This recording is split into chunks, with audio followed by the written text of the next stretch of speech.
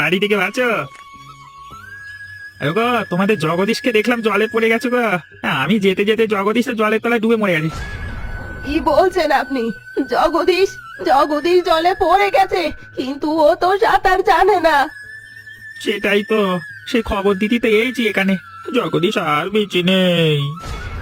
না, এটা হতে পারে না। জগদীশ এভাবে আমাকে ছেড়ে চলে যেতে পারে না। আপনি আপনি মিথ্যা কথা বলছেন। আমি মিথ্যে কথা বলবো কেন? আমি তো এসেছি মৃত্যু সংবাদ দিতে। এটাও আমার দোষ হয়ে গেল। দাদাবাবু মরবে কিভাবে? দাদাবাবু অমন অসতর্ক ভাবে কাজ করবেনি না।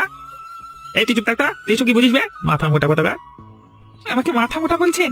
নিশ্চয়ই আপনি এর মধ্যে কিছু একটা করেছেন। বলুন বলুন, আমার দাদাবাবুকে আপনি কি করেছেন বলুন। এ বড্ড ঝামেলা তো। আরে আমি এসেছি এখানে মরার খবর নিয়ে, জেরা করছে যত। তুই পুলিশ নাকি? ওরে, আমার দাদু ভাইকে শেষ দেখাটাও আমি দেখতে পারলাম না। হে উপরালা, এই দিন দেখার জন্যই আমাকে রেখেছিলে। তুমি আমার দাদু ভাইকে রেখে আমাকেও তো নিয়ে যেতে পারতে। দিদিমা নাকি একটু শান্ত হও। তুমি দেখে নিও, ওই কানাই বাবুই কিছু একটা করেছে, আমার বিশ্বাস। কেন এলি রে দাদু ভাই? তুই এখানে না এলে তোর জীবনটা চলে যেত না। সবকিছুই আমার দোষ, আমার জন্যই হয়েছে।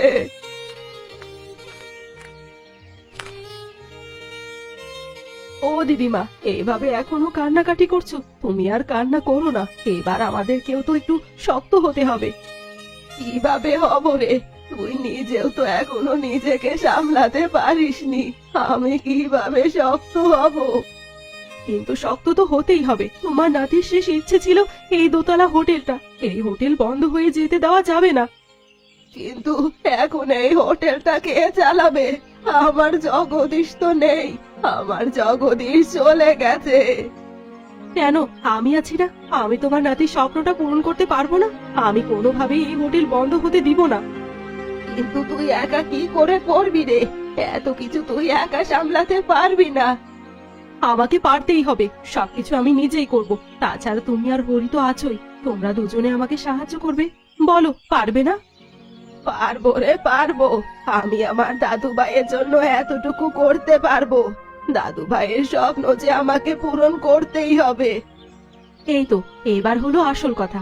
আমি আগামী কাল থেকেই আবার হোটেলটা চালু করতে শুরু করব। দেখিস সাবধানে। আমার মনে হয় ওই হোটেলের জন্যই আমার দাদু ভাইকে প্রাণ হারাতে হলো। তোর যেন আবার কিছু না হয়ে যায় রে। কিছু হবে না দিদিমা, তুমি আমাকে নিয়ে কোনো চিন্তাই করো না। তোমার নাতি আমাদেরকে ছেড়ে চলে গেছে, এই হোটেল ছেড়ে চলে গেছে, কিন্তু আমি তো যেতে পারি না। চলো এখন ঘুমিয়ে পড়ো।